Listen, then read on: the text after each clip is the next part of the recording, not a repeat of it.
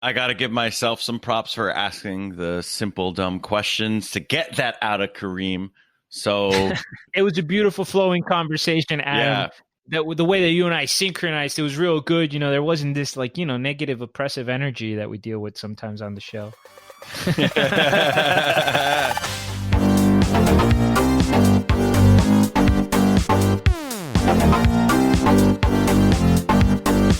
Hello, everyone. Welcome to Crypto Basic Podcast, and this is Flagship Friday, September 27th, 2019. And yeah, I'm your host, Adam Ruthless Levy, and we've got Brent Philbin, Kareem Baruche in the building. Say what up, guys. Hello, everybody. Yeah, so on the Flagship Friday ep, we go through all the going-ons in the crypto space, talk about all the big players, things that are popping up, maybe some scams here and there. But yeah, and also Crypto Basic Podcast, for those who have not listened to us before.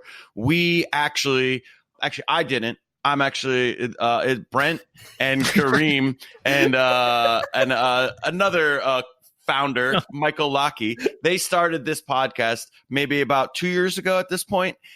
Just close. Yeah, just because, they felt like they wanted to have, there wasn't really a good place to go for just basic kind of info on cryptocurrency and blockchain and Bitcoin and all of that in the space. So they took it upon themselves to start it. And here we are 2 years later, 250, 200 episodes in? Yeah, something like that. But you didn't even tell them about our origin story, where we were born and where we grew up. Yeah. No, I'm just kidding. We were we're over 200, under 250. We're approaching the 250 mark. Don't you worry. And that was. Here's the thing, Adam just ad-libbed, but also read the thing that we have written at the top of every outline. And I didn't read anything, bro. Oh, that was just off the dome. Oh shit. Okay. Well, you could have read and made that a little cleaner. Yeah, I mean, sure, but I forgot to click the button. I thought it was beautiful, Adam. It was a historical homage to the origins of Crypto Basic. I'm sorry that Trump is. You guys made fun of me. Brent is over here trying to control the narrative. But one thing that's very good to hear, and we're glad to have Brent back after his bout with sniffles last week. Man, it seems like he's moved past that, and we're just very happy that he's trying not to do. You don't realize how lucky you are until your friend comes down with the sniffles. Yeah. And we're happy you're back, Brent. Brush with death. Look, first of all, I had to laugh so hard at the beginning of this episode that I re-aggravated what I believe is a pulled muscle on the back of my neck from coughing so much. So thanks for that being hilarious. That's Brent, awesome. You have a habit of that. I remember you sneezed once and you your back was out for a day. No, I pulled a muscle in my stomach or something by sneezing, and it was one of the most painful things that had ever happened to me. Listen, if you're a listener and you've had this happen to you, you know what I'm talking about. These guys are laughing. It was not a joking matter. I sneezed. I felt this immense pain. I thought I was going to puke. Ran to the bathroom. Didn't throw up. Came back out to the group of people I was playing poker with, and one of them just very nonchalantly says, dude, you just sneezed, right? And the way he said it made me just double over laughing, but the pain was so much that tears were just pouring down my eyes while I was laughing from the pain. I did not go to the hospital. I thought it was a hernia. I went into a doctor to get that looked at, and she was just no, you pulled a muscle sneezing. Here's some muscle relaxers. All right. So do we have any upcoming episodes that have been released the past week, or are we? No, we're. I'm pretty sure the answer to that would always be no. Upcoming in our past releases. Yeah. Hey, this is a work in progress. I'm tasked as the host today, my first time, so we're trying to move it along. So let's move it along to the rapid fire, which.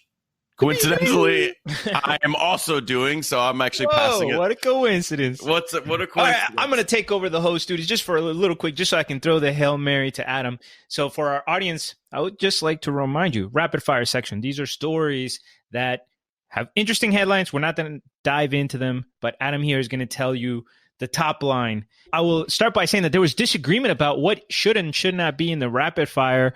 And as you guys know, Brent used his dictatorial powers to suppress Adam's speech. But now I am giving him a platform to revolt. Adam, take it. All right. I have one thing to add. There he is, suppressing. Okay, listen. It's been 2 weeks since we had that little discussion about Antonio Brown on the beginning of the episode, where Kareem was like, "Oh my God, Antonio Brown got picked up by the Patriots. They always win." Well, like in the week that I was off, Antonio Brown was released by the Patriots. So, to keep the non-US listeners updated, that is that was something a very the US relevant update when we talk about Brent's dictatorship and authoritarianism. That was a very good distraction, Adam. We were talking to you before we got interrupted by something random. All right. So the rapid fire. So the very first thing to talk about is Binance.us. It has been open for, I think, a week or so now. No, it's like 3 days, maybe. 3 days. I know that there are certain states that it's not allowed in, like New York and a couple others. I think there's 13 states, if I recall correctly. Oh, interesting. Yeah, we have, I think Brent signed up for an account, and there's a referral code, a Crypto Basic referral code in the show notes and in the Discord. And if you want to sign up for an account, just go through that. We each get $15. So if as long as you do $100 worth of trades, so if you buy $100 in Bitcoin or you sell $100 in Bitcoin, or and based on the price right now, might be an interesting time to purchase some Bitcoin. I don't really know. Kareem, what's the price of Bitcoin today? Well, it's dropped, so 8,500. No, it is below $8,000. It might have been 8,500 like an hour ago. Oh, it's that. Holy crap! You're right. Yeah. Damn, Anyway. Even when I think I got you guys covered, I'm like, no, I knew this question was coming. Yeah, you were trying to I'm use such the a fish, sentiment that we're giving you, and And of course I lowballed it too, by the way. I was like, I know. They're trying to I know what they're trying to do here. Yeah. All right, anyway. All right. Also, I want to point out, they don't have all the assets that normal Binance has. It looks like they've got 10 here.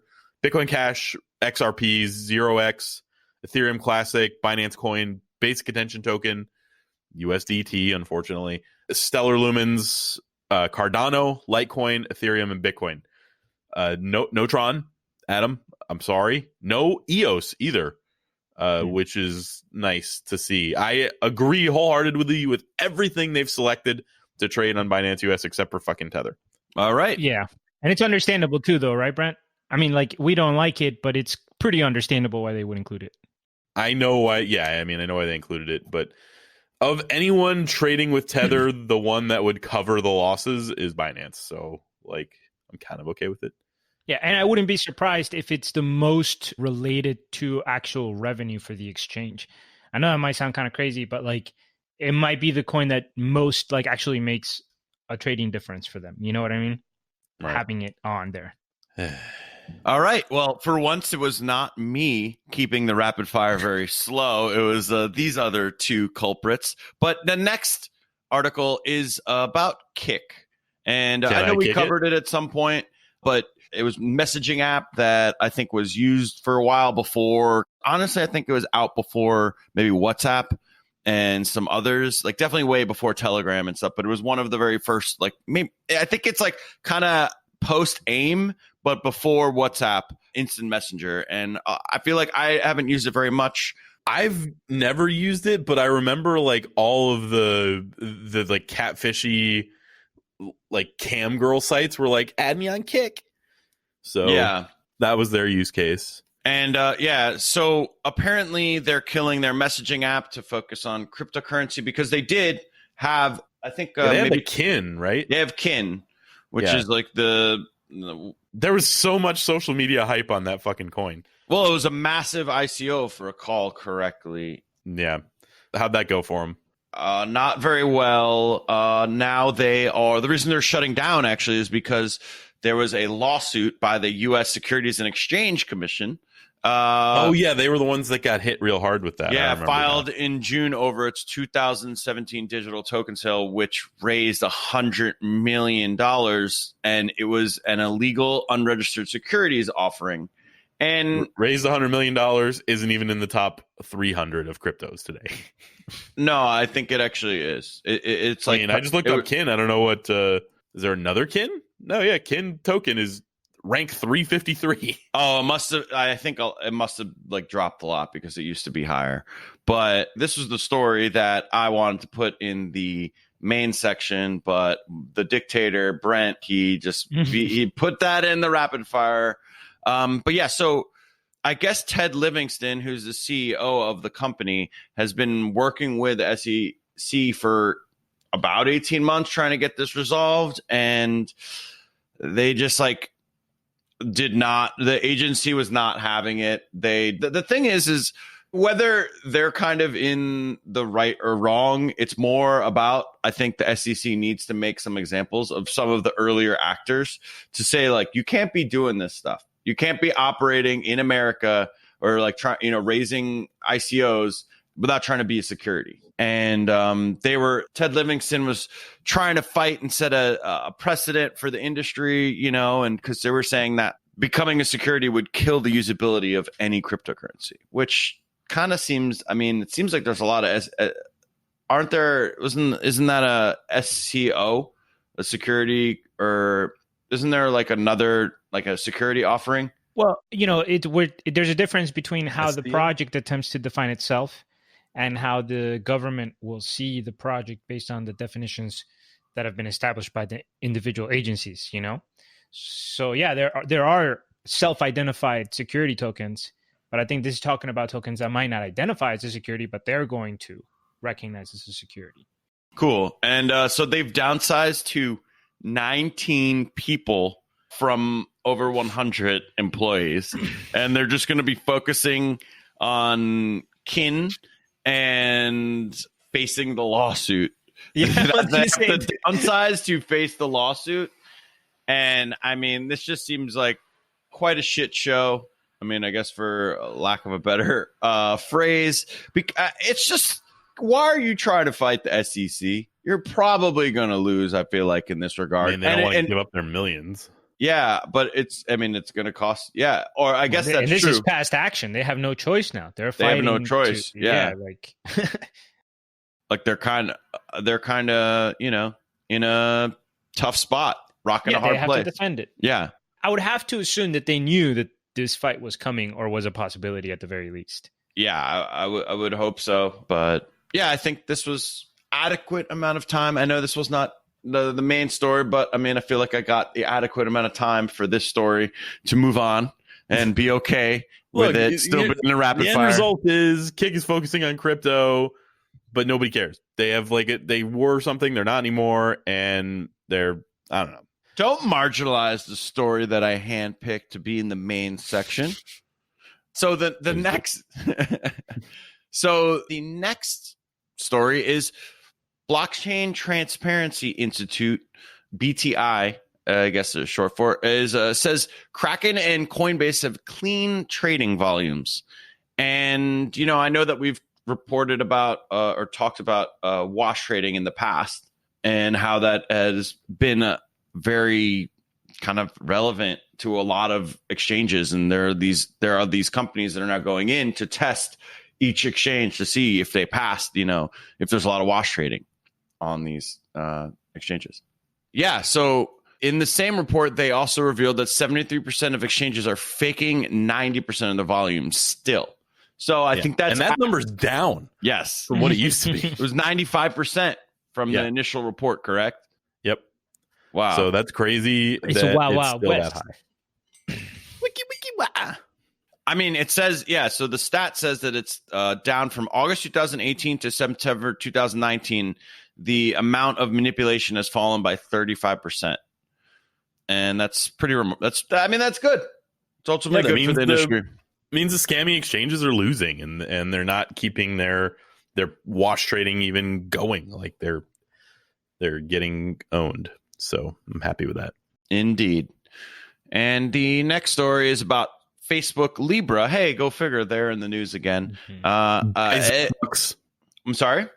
Buy Buy Zuckbucks. Yes, Zuckbucks. So I think the title of this is a little misleading, so I don't want to like say it incorrectly. Mark Zuckerberg says that the launch date may be in doubt because he wants to, he couldn't say like, oh, we're definitely launching on the planned date that we wanted to launch. And the reason is because they're just going through a lot of pushback from governments and just trying to say like, hey, this could definitely pose a risk to financial stability and could be used in financial crimes, which is, I mean, everything can be used in financial crimes, so that's kind of dumb. But it does say that it's a threat to sovereign currencies, which is also true. But so is Bitcoin, so is cryptocurrency, on like any cryptocurrency on some level, I guess. Yeah, we're still in that weird spot where a lot of the things that they're saying that apply to the Zuck bucks here also apply to some of the things apply to cryptocurrency. And we don't want to be in a position where we're defending Mark Zuckerberg, but yeah. Spoiler alert, or no, teaser. We're going to have an argument against this later on in the show in one of our stories. Wow. Yeah, now we're going to go to a commercial break. No. So Zuck posted on Facebook, his social media platform of choice, go figure, that Facebook is taking a more cautious approach, bringing forward projects that are sensitive to society. I like air quotes that because it's just like a funny, this is sensitive to society. So we should really be very careful, and we need to work through the issues. So basically they're just trying to get along with all these governments that don't want them there at all. And good luck with that.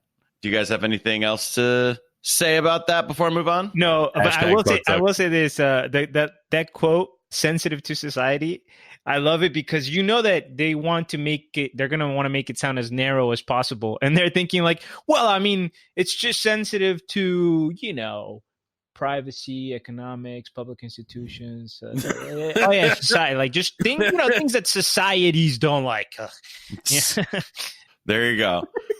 And I mean, I also like working through the issues. Like they're like, we're trying to, it just sounds very, I'm picturing the whiteboard from that Sprint where they're just crossing off all the things that you can't use. I was just picturing them holding hands and singing Kumbaya, like just like trying to get it all, together in harmony. Mm-hmm. So the last little tidbit before we move on, Bitcoin Lightning Network hits 10,000 nodes. And that is, that's a relevant number. They're up 3.1% in the last 30 days. And unlike Bitcoin, the Bitcoin network, Lightning Network actually will make it more efficient having the more nodes that you have. I wasn't really keen on why Bitcoin is not necessarily, is like that doesn't matter for Bitcoin, but they were just saying that in the article that because the traditional Bitcoin network, the difficulty is adjusting for all of the computers in the system. So it's still just a certain block size, and they're all capable of handling the transactions, but they're just competing for the reward. But on the Lightning Network, you could think of each node building additional infrastructure. So the more nodes that there are, then the more you could find, let's say, efficient routes. There's more connections in the system. This kind of sounds like a cell phone network with their Sure. You have trouble getting service when there aren't any blanking on the word, but yeah, what I'm talking about. Yeah. So I think we have an ad from Wild Foods. Wow, we're just going to tell everybody to stop listening like that? Jesus. What? All right. Oh, wow. All right. We'll edit that. Let me give that a shot. I haven't actually had this. No, I have a Wild Foods story to go with this one too. So Wild Foods is currently a sponsor of the Crypto Basic podcast. You can use code CryptoBasic12 to get 12% off your order. They've got high quality ingredients from cocoa butter to coffee to fish oil. That is one of the only fish oils in existence that is certified by Friends of the Sea. Nah, I don't know what all that means. I just know it's part of our branding messaging. We also have like a fish oil that has a lemon flavor, which I just tried inside of our Kerbear tea, which we have like a loose leaf tea with cranberry and currants and stuff. It was awesome. So you don't normally think of fish oil as an additive to a flavor, but anyway. So you can go to wildfoods.co. You can use code CryptoBasic12 to get 12% off your order. And Adam has tried the Wild Foods products. He loves them. Kareem has tried them, but so I asked Kareem I was like, hey man, I want to send you some stuff. What stuff do you want? And then for whatever reason, I didn't look, or I was just under the impression that he never got back to me. Well, and hold on a second. I'll explain the reason, Brent. So as a general rule, when Brent sees more than 3 words coming from me, he just doesn't read it. He's just like, oh, Kareem, smiley face. Okay, done. That's what I do with Brent. Yeah, well, it's a vicious cycle. I mean, a virtuous cycle. Continue, Brent. So look, so the end result is Kareem. I asked him what he wanted me to send him, and he said a bunch of things. And then later, he complained that I didn't send him anything. And I was like, what? I asked you. You never responded. And then, of course, he sent me the screenshot of him responding, timestamped, and everything. So, Kareem, you do have some Wild Foods products on the way to you. Okay, first of all, I'm super excited about that. And second of all, I didn't complain that you didn't send me any. I complained that you sent some to Adam and didn't send me any. I got jealous. All right? That was different, bro. I didn't have an expectation that I deserved them. But okay, I'm excited. So in other news, nobody has used the hashtag Girls Gone Wild Foods, and Colin did not like the idea at all. Well, it's a work in progress. He'll see the vision. Maybe we'll work on that. Yeah, we'll figure out a different hashtag maybe. So, like, you guys get into organic bananas? Chimps Gone Wild Foods. You know what I'm saying? Oh wow! All about the rhymes. That's one thing I learned. We'll start an organic line just to have the Chimps Gone Wild Foods tag. That's great. Hashtag. Okay. So Kareem, look, I think it's time for you to tell us about Justin's son trying to get some attention. Yeah, Justin's son's trying to get some attention. So here's the story. Presidential candidate Andrew Yang, as you guys know, in the Democratic debate, the last one, he announced that he was going to do universal basic income, basically a pilot program with 12 families. So this is his main platform. He believes in UBI. He's got his own vision of it. Well, so Justin's son, of course, sees another publicity opportunity. So he was doing a live stream where, first of all, he assures everybody that really soon, guys, like really, really soon, he's going to rearrange that lunch with Warren Buffett, that they're going to reschedule it. So that's in the works. He's announcing. Like imagine Warren Buffett Andrew Yang to become the president so that he will give him asylum from the Chinese government so that he can then have his dinner with Warren Buffett. But like Warren Buffett's schedule, Of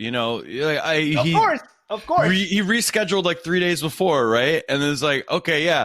How are you going to find Warren Buffett doesn't want to give you any more time? No, of course not. Like, he's a walk-in disaster. And of course, the irony that he's announcing that he's going to reschedule. You could have just waited and been like, hey, listen, we're rescheduling that meeting. No, it's an announcement of the rescheduling as usual, as it must be.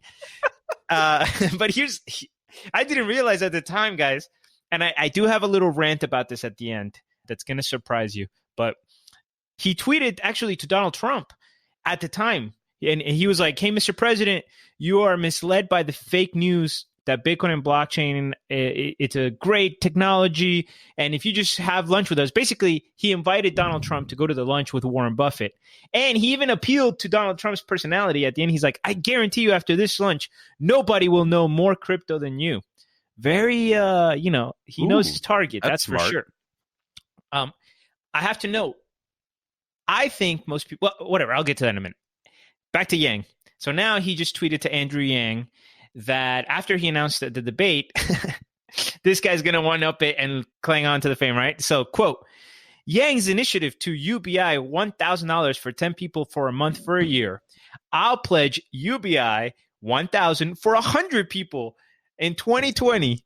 So he's going to give 100 people $1,000 a month. And he's like, I'll pick one to attend the lunch with me to Warren Buffett. And he's like, I'll pick and I'll let Yang assist me in picking the 100 people. So he's just trying to glam on here. Oh, another marketing opportunity for Tron that's just going to cost whatever, $1.2 million. Wow. It's going to cost $100,000 a month for 12 months. That's right. $1.2 million. That's right. But they get it in like some new token created by yeah, of Tron. course. It's all absurd with him. Look, it's so absurd. I literally never do this because I don't think it's relevant. It's not that I think I have any influence. I know I'm screaming into the abyss, but I literally tweeted to Andrew Yang, I'm like, stay away from Justin Sun, no matter what you do. Like, if you touch him, it's going to be so toxic. That's my bias. But I have to give Justin Sun credit about something, guys. And you know what this reminded me of? I remember when I was first kind of going out clubbing and stuff. I remember one day I saw a guy who was not the best looking guy. He was by himself. He was didn't seem to have a lot of game, but he literally hit on every single woman in that club. Like every single one. He just kept batting. And I see this guy who has no scruples, and I don't like Justin Sun, and I know he's willing to lie to people. But in a way, you have to admire his willingness to take every shot. He'll bid for a Warren Buffett thing. He'll invite the president. He'll get to presidential candidates. He'll throw himself at every single opportunity with no consequence about its future. But in a way, you have to recognize that that's how he's been able to elevate his profile so much. It's insane. It's crazy.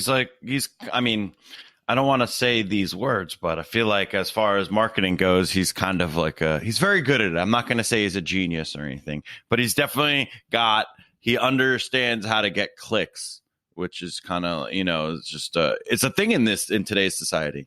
Yeah, it's very Trumpian in a way, where it's like, it's kind of not taking in the future consequences into account, but like you can kind of, I almost feel like it's a martingale. You just keep doubling down, bro. and as long as you don't die or go to jail, and you can, beg forgiveness of the Great Chinese Council and get a free roll and continue going, you could just keep taking shots. Apparently, I just hope that Warren Buffett does do the lunch, but then it's just at his McDonald's at like 5:40 a.m. in the morning, and they just have like a McGriddle, and it's literally 7 minutes long, and that's it. And he paid $4 million for that. Sounds like, damn. To Kareem's point, I was sorry. It's kind of like not related to the food, and I know you guys expected me to take that food and run with it, but to Kareem's point, this is like the Ty Lopez thing. Like, yes, dude's a stone scammer, but like he fucking did it and created his little scam and did it completely correctly and was a marketing genius for what he did. Mm-hmm. Whether he's providing anything for society is not questionably that he's not, but he did succeed for himself. That exactly, Brent. And it's almost interesting. And I want to emphasize, I'm not endorsing the behavior in any way, but I do think it's interesting how, in a way, their willingness to not care what people think is the same side of the coin. Like, it's the side of the coin that obviously they don't have empathy and they can scam, and they don't mind that a huge percentage of the world thinks that they're the worst pieces of garbage in the world, as long as they have another group of people that they keep convincing and playing that game. So it's very like just only thinking about the results. But that not caring about what people think is also a positive trait in some moderation, right? And exists in like a similar spectrum almost. It's hilarious because, like, as you just referenced dating, that's what they say. Like, you gotta have confidence. You gotta not care what people think. You gotta put yourself out there. And it's like, that's kind of what Trump and Justin Sun and maybe Ty Lopez all have in common. That's right. And it's because, like, this is like it's like most aggressive or extreme level. Mm-hmm. Is like where it maybe gets a little like, well, this is just okay. Relax a little bit. There's a fine line. Yeah. So just like poker, in fact, there's a fine line. Like, in order to succeed playing poker, you need to have this disconnect from the reality of what the money that you're putting in the pot is valued at. Like, when you're betting $2,000 on a river, like, you cannot have a concept for what you're doing with that money or what the compounding interest could be with that money if you lose or anything like that.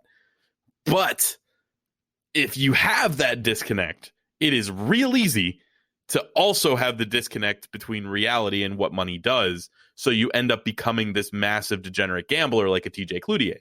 So it's like, you need to be in that tiny, tiny, tiny little sweet spot where you have the disconnect for what it does, but also you don't go too far. Mm-hmm, it's the same kind of thing. And we all have parts of this in our personality. We're all either, maybe we are too aggressive or we're not considerate enough of other people.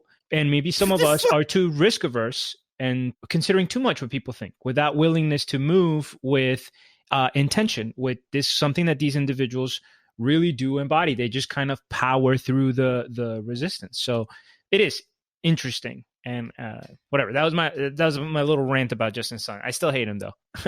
Yep. Still hate him. Doesn't matter. Hate, son.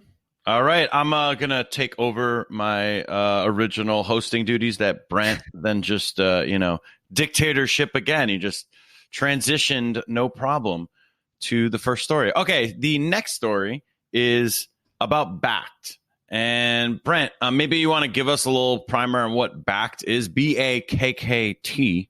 What is Backed? Backed has been this thing that everyone thought was going to save crypto. They're like, oh my God, as soon as Backed is out there, the institutional money is flowing in, and that's going to be the end of it. Well, it's owned by ICE, which is the New York Stock Exchange's parent company. Different ICE. And yeah, not the ICE that Kareem's had to deal with. So the Bitcoin Futures Exchange, it was a digital asset platform that was supposed to open in 2018. And it kept getting pushed back for regulatory reasons and all that. Well, a few days ago it launched. And like I said, it's been this hinge point for like people are saying, oh my God, like once the institutions are able to come in here, we're going to be good. It launched a few days ago. In less than 24 hours, had 600,000 in contracts bought, which actually seems kind of low to me. I don't know like really how to compare that number, but 600,000 seems like a low number. But it was launched to like little fanfare as far as I can tell, so that could be part of it. And of course, the price of Bitcoin went down immediately. So it has been in a tailspin basically since. And who knows if that's the reason. I do believe that if a bunch of crotchety old dudes had the ability to short Bitcoin and they didn't have that ability previously, that it would probably drive the price down because crotchety old dudes think it's a scam. But it went down. That might have been related to like some annoying things that the Bitcoin core developers did. You never know what reason the price goes down. It's down, so I bought some more. I don't know. That's how that worked. But anyway, and apparently Adam found that the scammers we've already got scammers that put up a fake website called backedlaunch.com for a giveaway. Shocking. Backed, how did you not have that website purchased and let somebody squat on that for a scam? I don't know. PSA, this is just something that we need to say periodically, maybe, to new users, new people in the crypto space. If there is if there is any giveaway for crypto, I'd say it's best to avoid that. Do not participate in those, because it's almost what is happening is they are setting up a website that is fake to begin with, and then they're asking you for your key, your private key, and then they're going to send it to you, but really they're just going to I'm not really sure how does it work exactly. So did they then you now give them your private key and then they kind of can just like they filter have a few it out different ways. Sometimes they'll try to get your private key. Sometimes they'll say in order to join the giveaway, you have to send, 10 Ethereum to get 100 or whatever the case. And that's a good one. Yeah. What's up with that eternal lottery, right? That's still going on? Yeah. The bottom line is just stay away from anything like this and be vigilant. And you have to be careful because it's very easy to just let your guard down and think everything's safe. And then all of a sudden, boom, you're just giving your coins away to backedlaunch.com. Get that cognitive dissonance there and think that like this time it's real. My personal actual anecdotal story time just about scams and stuff. My grandfather, before he died, few years ago, maybe he died a couple years ago, so maybe about 6 years ago, he calls up my dad and he says, I'm so happy. Like, I won the Australian lottery. And I didn't even know that I played the Australian lottery, but like I did, and I won. I'm getting a few $1 million and I'm going to be able to give it to the whole family. And he was like super excited about it because he knew he was like 90, 93 years old or something like that. He knew he was at the end of his life. And what they were preying on was how excited he was to be able to give that money to everybody else. Of course. So, of course, in order to get it, he sent them a bank wire of $45,000, which was just about all the money that he had. And he told us that. And then my dad went crazy. He's just like, oh, my God. Got in contact with the bank. The bank's like, yeah, we see that wire, but unless your father tells us to stop it, we can't. We cannot stop it from you. And no matter what we said to him, It didn't matter how much we told him that this was a scam. He was not willing to give his bank authorization to stop it. He thought we were trying to keep him from his millions of dollars. So he thought we were the ones that were scamming him. That's just to give you an insight into how some of these people can prey on people who get involved in these scams. It's like the first touch point. That's what they'll stick to. The end result is, after hours and hours of talking to different people, my dad found a rep that had some sympathy and canceled the wire, even though they weren't supposed to. And we immediately got power of attorney over him to try and stop it from happening in the future. And if we hadn't, he would have tried at least 3 more times on separate occasions. He called us each time and said, "It's okay. I know last time it wasn't real. This time it is. This time I really did win the lottery." And it was a total of 4 times, but they didn't get it from him, as seen on TV. Got him just about once a week. He was able to call and buy like earwax removers or whatever, and then come give them to us as a gift. And it was, so watch out there. It's really sad to see what happens. And that's got to be part of why I'm so like anti these scams, and I hate them, and I want to yell at all the like little crypto scams that exist, because when we are crotchety old dudes, people are going to be getting our Bitcoin. Yeah, they're going to be getting our, I can't even postulate what is going to be when we're old dudes. I mean, I'm almost there. I'm like, I'm trending towards older. You've had the same gray hair since you were like 23, though. That's very true. I have had gray hair since I was 19. And Kareem's had his beard since he was like 7. I started balding when I was 9. I'm the only one aging. There you go. Yeah. All right. So the next story is about the 640 crypto projects that have not posted a single. I guess I'm actually, my hosting duties. I'm not supposed to say the topic. I'm supposed to hand it off. You could do whatever you want. That's the beauty of the hosting power. Continue. All right. Yeah, Kareem, you're running the run pass option here, Adam. Got it. Kareem, would you like to talk about the 640 crypto projects that haven't published a single line of code this year? Yeah, guys, so this was a big surprise to me. Apparently, a bunch of these projects are just scams or not serious or don't. But why are you laughing, Brent? No, yeah. No, seriously, guys. Yeah, no surprise here, but this was based on research from a company called Coin CodeCap. So they looked at 2,000 different projects. They were looking at their GitHubs. 640 out of 2,000 startups, crypto startups, hadn't posted a single line of code in all of 2019. That's 32% of the market. Now, keep in mind that when we're talking about projects that can succeed, that can do something, you could still do a ton of code, a ton of infrastructure, and it doesn't catch on, it doesn't work, it doesn't whatever. So out of the remaining 60%, it's not even like those are the successful ones. Those are the ones that are trying, right? So right off the bat, they estimate the market capitalization of these dormant projects totals $415 million. For example, Proton token was the highest market cap one, $80 million in market cap. They haven't had a single line of code. And as we know here on the podcast, and longtime listeners will know, this is because it became really easy to start projects, especially when you could fork codes or you could just launch tokens on existing platforms, right? Like if you could how hard is it really to launch an ERC20 token if you're trying to do a fundraiser? Wait, they said Proton token had what in market cap? 80 million. Well, currently they're at 4 million. Well, maybe they suffered significantly since this was published. I don't know. Looks like they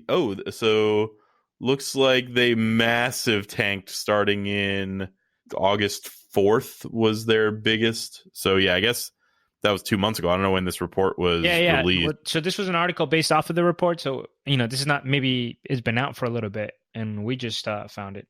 Yeah. In August, they had a $40 million market cap on August 6th. And now they have 4. Well, good job, guys. Yeah. Well, I guess some people paid attention after the article. And then, guys, one more thing that I thought was interesting from the research is they looked at exchanges to see which exchanges had the most dormant coins listed, which I really like that. That's an interesting, who's just leaving this garbage out there. And the top 3 were Crex24 had 30 dormant coins. Coin Exchange had 39. and double anybody else almost. Yobit had 62 dormant coins. Is that Korean or is that? Yeah, I don't know, man. I Yobit. don't think Chinese? so. They're just, I put Yobit in that same category as HitBTC, as like one of those exchanges where sometimes you have to go if you want to get some sort of fringe token, but that you shouldn't be there. Wait, it's ever. a Dash exchange? No. I Googled it and it just comes up Yobit.net and it's just immediately it says Dash exchange. Yobit exchange. No. Yep. Yeah, it looks like it is a Dash exchange. What does that even mean? Oh, they buy and sell Dash or use Dash as a primary currency. Who knows? We're not advertising them. They're the worst ones here. Forget about Yobit, everybody. They're terrible.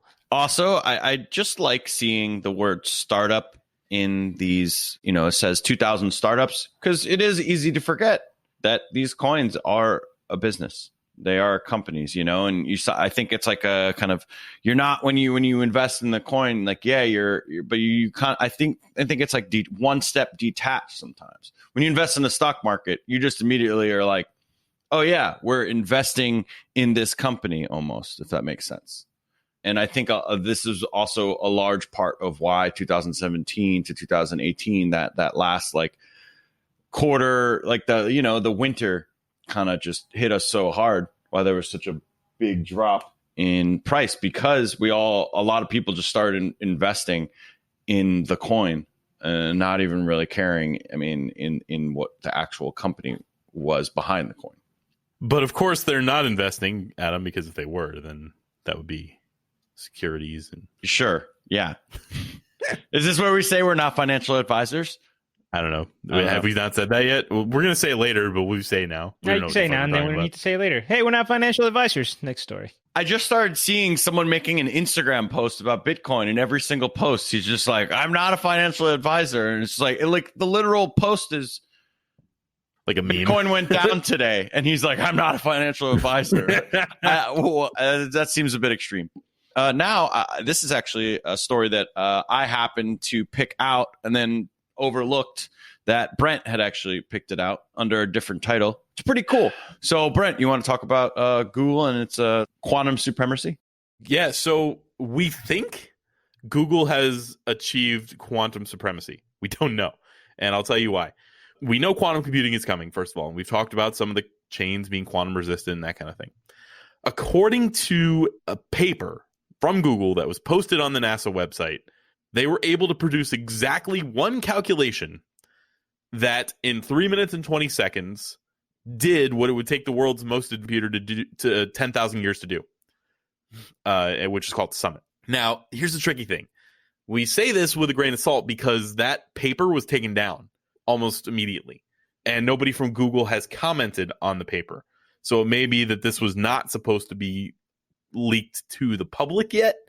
And either way, it looks like they're making strides toward a quantum computation, but they've only done one very specific computation. So the sky's not falling here. This is not going to all of a sudden mean that your SHA-256 is not secure anymore. So what else does it mean for crypto? Like, the quick opinions of some in the community is basically nothing. We know quantum computing's coming. This doesn't accelerate it at all. This doesn't actually hurt any of the non-quantum resistant chains. This is really just maybe something that the devs needed to see so that they stop worrying about what BitPay is doing and start worrying about maybe some possible quantum resistance in the future. Everybody from the people developing the quantum computers at Google to Charles Hoskinson to Andreas Antonopoulos, they all believe that the timeline for quantum computing is between 10 and 30 years. So it's not like this is around the corner. It's not like we're exponentially hitting this quicker. This is still something that's a little bit far off. We know that it's not going to be that easy to just make the computer once you hit quantum supremacy, because they're basically creating, I don't know if these are simulations or how they're achieving this. We don't know because the paper got pulled down. But the future for crypto with this is just these chains need to just be worried about it. Like, they need to understand, they need to have a plan. And it's not like we can just replace one for one SHA-256 on Bitcoin and we're fine. It doesn't work that way. So there needs to be we need to find a way to replace the entire core code without disrupting the entire community, which personally, even specifically on Bitcoin, is going to be really difficult to have implemented because of how things go with that particular coin. So yeah, that's that. I don't know what the other thoughts are on it, but it's definitely interesting that we may have actually had a computation go through. I kind of want to say that it is. I believe that it definitely happened, and maybe it just seems like a kind of like a. So what you're saying is that the company Google didn't realize they need to be scientifically peer reviewed, and they released it before like that needed to happen. I don't know. It's just there's a million explanations. Like in situations like this, we really don't know. We don't know if it was planned, not planned, if it was staff error, user error, like at a high level, low level. It could have been, who knows? Yeah, they might have just hit publish on accident or sent the email to the wrong person that they shouldn't have sent it to. That happens. You to be said on it was the opposing NASA team. that published it, right, Brent? Yes. So they collaborated, as far as I can tell, too. Right. So maybe NASA wasn't informed of what is and what wasn't, or this individual forgot to read his terms of agreement on the collaboration that they weren't supposed to read. I mean, who knows? by the way, do you know about QRL? Have you heard of this coin? Quantum resistant ledger? Is that what it stands for? Yeah. Did you just quickly Google that? Or No, it makes sense. We were talking about quantum. Yeah. There's a few coins that are quantum resistant in their own state, we think. Or that are planning to be. This coin I actually think I noticed a few years ago, and it's called it's externally audited enterprise grade blockchain platform, secure against an attack from quantum computers. So it's made specifically kind of to protect whatever, maybe I guess it's a wallet or whatever. They're already out there they know that quantum computers are coming. So this is good to see.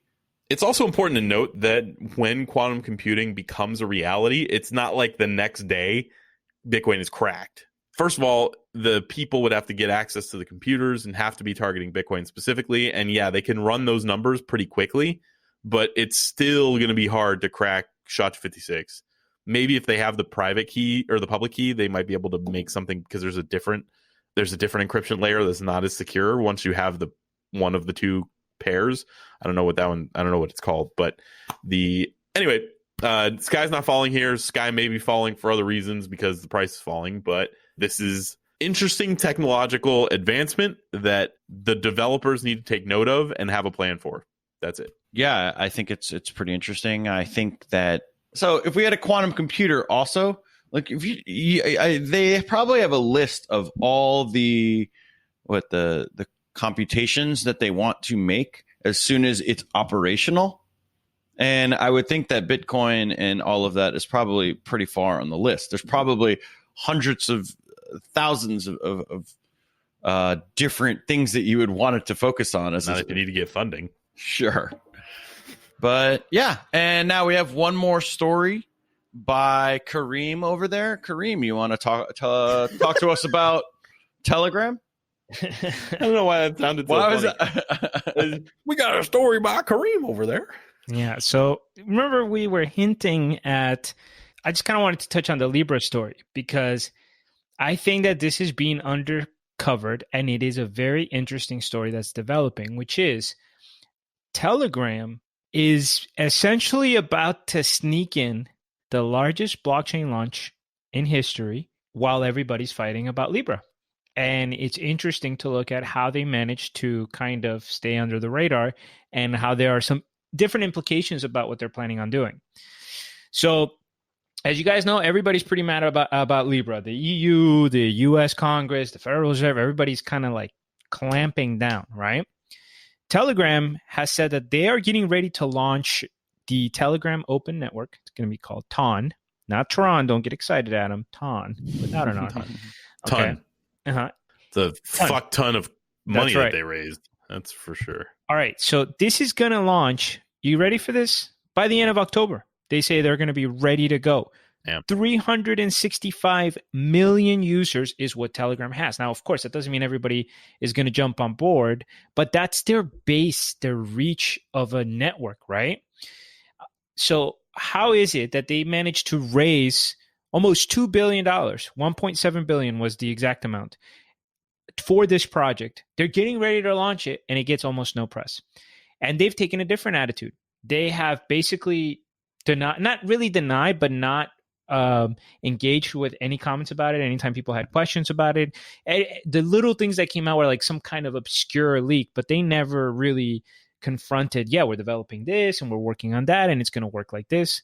Well, just recently on September 8th, they dumped 500,000 lines of code, hundreds of pages of new documentation, and their beta. And according to them, they're going to be ready to launch alpha. fully decentralized, right? So here's the idea. If they can deliver on the decentralization, this is going to be one of the largest launches ever. It's not going to be one of the largest blockchains at the time of launch. It'll be one of the largest launches. Yet the approach is differently. Check out these quotes from a couple of different institutions. The German central bank, quote, "We do not possess any specific information on ton, and that's why we cannot comment on this app."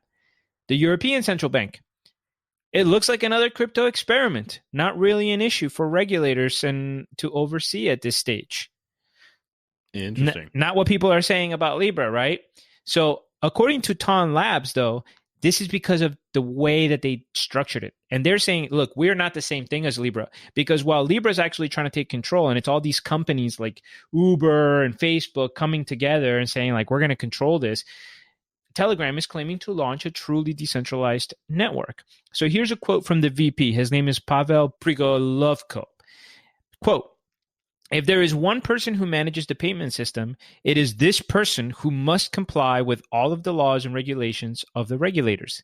And if there is no central agent and there is no one to present the requirements to, then there's nobody to quote unquote obey the law," which is difference, right? Facebook is remaining in control in a way. Libra, I mean, disconnected, but you guys know what I'm saying, that entity, that group of corporations.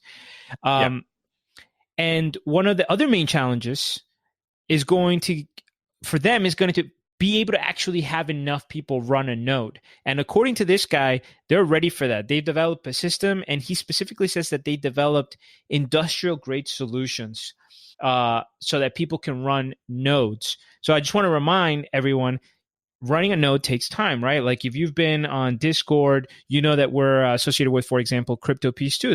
They're over at Ultimate Nodes.io. They run nodes for people because for a lot of these blockchains, like Horizon, you need to have some technical knowledge to run a proper node. So Telegram here is saying, when we launch, yes, that requirement's still going to be there, but we're packaging it in a way that it's going to be easy for you to have the equipment, for you to have the knowledge, for you to be able to implement, so to speak.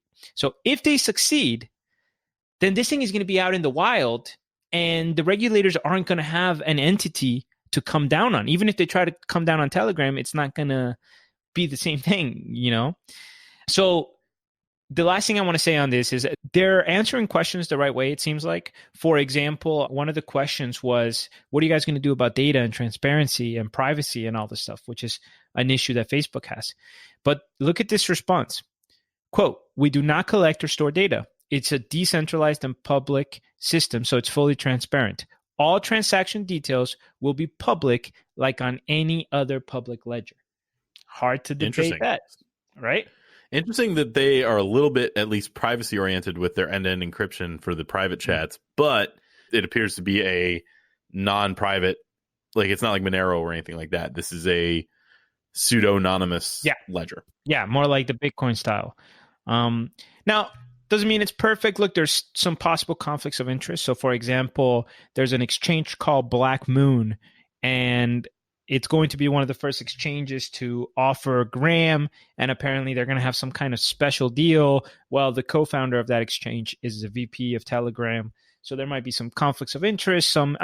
There's definitely things to explore there. But while everybody's focused and fighting on Libra, we're around the corner from possibly one of the most important launches here into a social network. Do it for the Gram. It's pretty impressive. Yeah. From this, when they raised $1.7 billion for their ICO, I was kind of skeptical, to be honest. Well, yeah, we were kind of shitting on them because they raised all this money and did nothing. Like, they didn't tell anybody they were doing anything. They're just like, well, all right. Well, I mean, that is Telegram in a nutshell. Like, when you're on Telegram, everything's encrypted. So maybe they just, obviously, somewhat of a bad I thought joke. you meant like when you're on Telegram, nobody says anything because nobody uses it.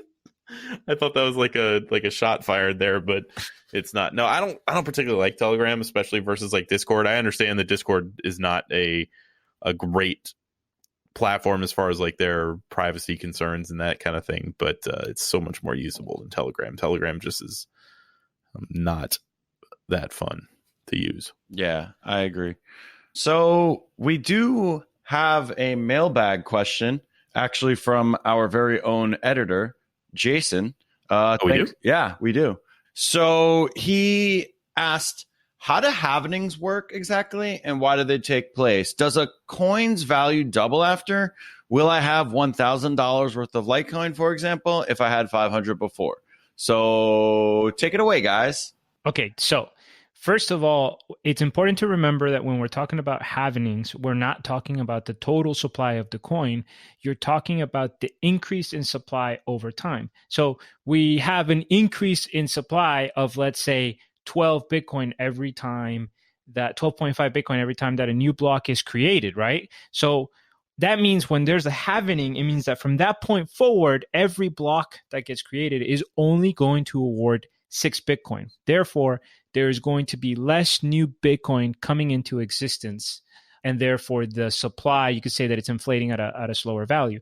As to what does that do for the value, where these currencies are free floating in a quote unquote free market system, right? So it's just going to depend. People think, or we believe, that when the supply decreases, the natural response is going to be increasing demand, and therefore the price is going to go up because the price was accounting for this growth, and now you're going to have less growth. So it's going to be more of a scarce resource. But that's not a guarantee at all, right? That is not a guarantee because markets are psychological and lots of things could damage it. Let's say, for example, that as the halvening approaches, Google officially announces, yep, actually, here's the release. Quantum computer totally breaks SHA-256 or whatever. We're not saying that that's what's going to happen, but this is just a hypothetical, right? Well, Bitcoin could halven and still go down in value because people think that the blockchain itself is compromised. So prices are still psychological ultimately, right? But the trend should be for it to increase in price because there's going to be a decrease in supply. Yeah, it's not like a stock split though. So Correct. I think what Jason was thinking is if you have a stock and it splits, your stock tends, or reverse splits, I guess is what he'd be referring to. But when a stock splits, if you have one, you have 100 shares now. You have the same monetary value, but your shares are worth 1/100th of what they used to be worth, but you have 100 of them. And then if the stock reverse splits, say you had 100 shares and they go down to 1, that means that your one share is worth 100 times what it used to be, but you only have one share instead of 100. And that is, so I can see where that thinking might come in. So very succinct explanation, Kareem. And I have a quote from a Discord here that I do want to read off. And I want the listeners to chime in as to whether they think this might have been an alternate account of Kareem's. Today's podcast episode, referring to last week, the one that I wasn't on, which makes it very suspicious to begin with, is probably one of the best so far. Yeah. Kareem's explanation of recent Fed interest rate cut and infusion of fresh money into the banking system to decrease overnight borrowing rates was superb and to the point. I must say that Kareem is a genius. Clap, clap, emoji. And I got to give myself some props for asking the simple, dumb questions to get that out of Kareem. So it was a beautiful flowing conversation, Adam. Yeah. The way that you and I synchronized, it was real good. There wasn't this negative, oppressive energy that we deal with sometimes on the show. Yeah. Anyway, so you're a genius, and there you have it. So if you want to listen to that episode, listen to what this alternate Kareem account believes is a genius explanation, possibly the best explanation of whatever the fuck he was explaining ever. With the best words. Listen to your story breaks down at the thought that I would actually go through the process of logging out at a social media platform, log into different details to write something. Like I have a hard enough time managing my normal social media accounts. Just want to go back to the mailbag real quick and give a shout out to Kryptoni86 and the Black Brant, and also, Crypto Piece too, they were just kind of assisting Jason in understanding basically what Kareem just went into as well. Nice. We got a great community. Get in on Discord. Yeah. It's awesome. This morning, they said, wow, okay, the price of Bitcoin drops, so now all of a sudden the Discord is dead.